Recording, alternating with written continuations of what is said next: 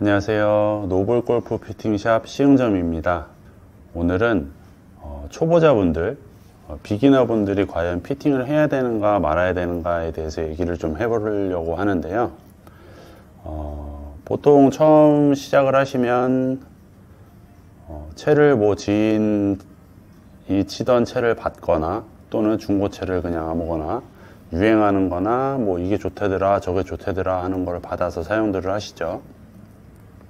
그리고 나서 이제 어느 정도 일관된 스윙이 나오기 시작하면 그때 피팅이 받는 게 맞다. 초보자가 무슨 피팅이냐, 채가 문제냐, 사람이 문제지 라고들 다들 생각을 하실 거예요. 그거에 대해서 피터된 입장으로 말씀을 드리면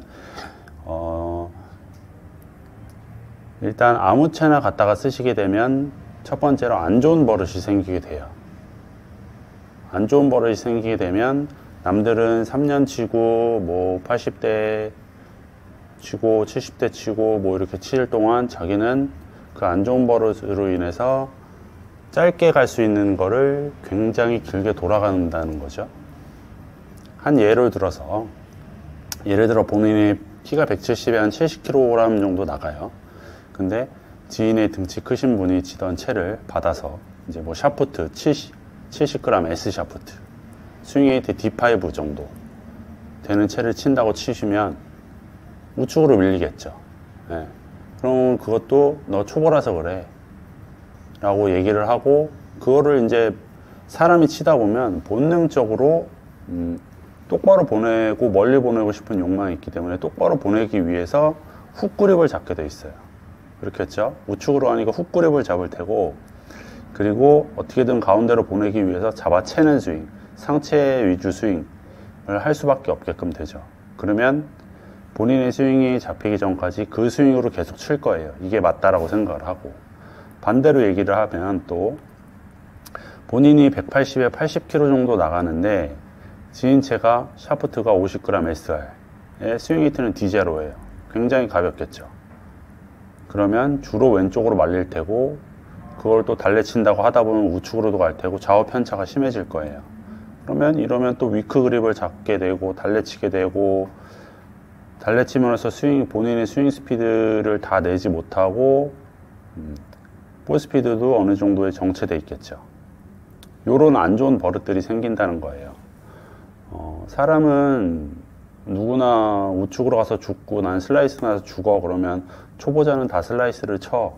물론 초보자가 슬라이스를 칠 확률이 높아요. 그렇지만 그거를 제외하더라도 채가 본인 스펙에 맞지 않는 채를 치면 그걸 똑바로 보내기 위해서 아까 말씀드렸다시피 훅 그립을 잡는다거나 잡아채는 스윙을 한다거나 누가 봐도 이쁘지 않은 스윙, 안 좋은 버릇들이 생긴다는 거죠. 그리고 이 버릇들이 생긴 이후에 말씀하신 대로 어느 정도 일관된 스윙이 생긴 후에 그 후에 피팅을 한단 말이죠. 그러면 본인 스펙에 맞는 채를 쳐도 그 버릇들은 그대로 있어요. 어느 정도 치신 분들은 아실 거예요. 정말 간단한 그립 교정하는 게 얼마나 어렵고 어색한지, 그리고 그 잘못된 어드레스 치던 스윙 버릇들을 고치는 게 얼마나 어려운 건지 오히려 더 고수분들은 이해를 하실 거예요. 그렇기 때문에 본인에게 딱 맞는 2차, 3차 피팅까지 완전 디테일한 피팅은 아니더라도 어느 정도 스탠다드 범위 안에 있는 채를 쓰셔야 된다는 거죠. 그 채를 쓰셔서 어느 정도 기본 피팅만 받고 치셔도 안 좋은 버릇만 안 생겨도 나중에 실력이 느는데 남들은 5년, 10년 걸릴 거 3년, 4년 만에 갈 수 있다는 거죠. 그렇기 때문에 초보분들도 제 생각으로는 반드시 피팅을 해야 된다고 생각을 하고요. 이렇게 하셔도 팔아먹으려고 그러는 거 아니냐 라고 말씀을 하실지 모르겠지만, 조금 더 냉정하게 기본적으로 생각을 해보시면 피팅이 반드시 필요한 것이라고 이해가 되실 거예요. 초반에 기본적인 스윙 스피드나 스윙이나 이런 게 말씀하신 대로 잡혀 있지는 않기 때문에 기본적으로 내 신체 사이즈, 그리고 나이대, 연령대에 따라서 제 입장에서 추천드리는 채들이나 샤프트 스펙이나 이런 것들이 있어요. 그 범위 안에서만 치시고, 또 기본적으로 샤프트는 전에 영상에서 말씀드렸지만 길게 나오기 때문에 그것만 조금 커팅을 하고 스윙 히트에 맞추는 기본적인 피팅만 하셔도, 요거는 말씀드렸듯이 돈 3만원 밖에 안 들어요. 채는 막 몇십만원짜리 사시면서, 쉽게 말해 이런 거예요. 내가 신발을 사는데 내가 발이 270인데 신발은 막 루이비통 이런 데서 가서 사. 근데 내 발은 270인데 290ml짜리 사. 의미가 있습니까? 내 발은 이만큼 남아서 덜렁덜렁거리고 불편한데 신발만 명품이면 뭐예요? 자기 발에 맞질 않고 불편한데. 그럼으로써 안 좋은 버릇들이 생기는 거니까, 초반에 시작하실 때도 가까운 피팅샵 같은 데 가셔서 나 이런데 어느 정도 채를 추천해 주느냐 해서 추천받는 것도 저는 좋은 거라고 생각을 하고요. 그 이후에 드라이버나 아이언들이 오시면 자기 신체 스펙에 맞게 약간 자르거나 스윙 헤이트를 조정해서 쓰시면 안 좋은 버릇이 생길 확률이 줄어들고요.